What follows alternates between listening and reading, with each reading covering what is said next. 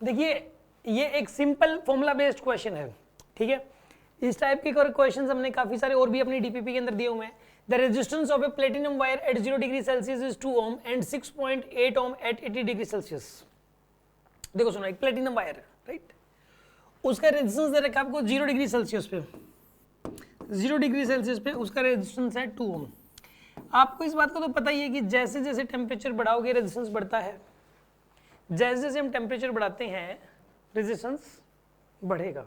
और उसके लिए फॉर्मूला क्या होता है? उसके लिए फॉर्मूला होता है एक R is equals to R naught into 1 plus alpha T, ठीक है। आर नोड होता है 0 डिग्री सेल्सियस पे रेजिस्टेंस, इसमें आर नोड क्या है? Resistance at 0 degree Celsius. और यहां जो टी है ये टेम्परेचर रखना होता है डिग्री सेल्सियस में, टेम्परेचर इन डिग्री सेल्सियस, ठीक है। ये वाला फॉर्मूला डिग्री सेल्सियस के केस में वैलिड है, ठीक है। ये वाला फॉर्मूला जो है ये डिग्री सेल्सियस के केस में वैलिड है। आर देखो किसी भी टेम्परेचर पे रेजिस्टेंस निकालना हो तो ये वाला फॉर्मूला लगाओगे।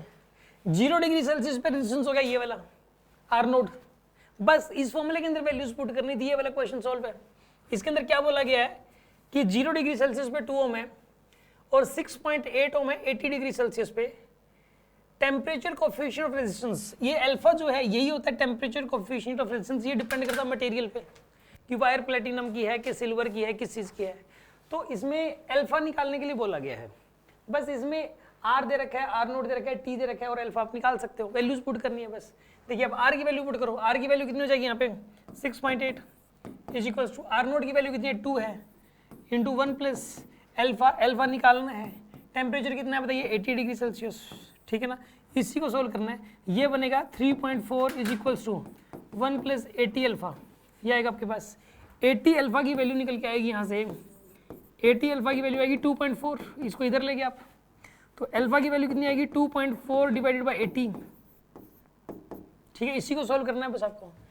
सुनो आप इसमें काम करो, इसको लिख सकते हो 24 डिवाइडेड बाई 800, तो यहाँ पे ना इसको लिख सकते हो 24 divide by 8 into 10 raise to power -2, तो ये आएगा 3 into 10 raise to power -2, 3 into 10 raise to -2।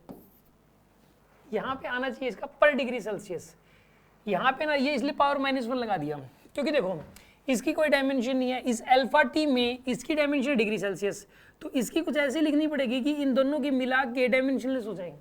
T की अगर डिग्री सेल्सियस है तो इसकी डायमेंशन, इसकी यूनिट डिग्री सेल्सियस है तो इसकी यूनिट क्या होगी पर डिग्री सेल्सियस, ठीक है, ताकि ये 1 बन जाए।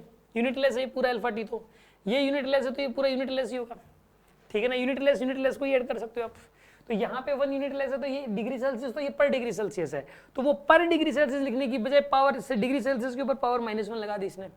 हाँ जी, आपको आई थिंक समझ में आ गया होगा ये, है ना।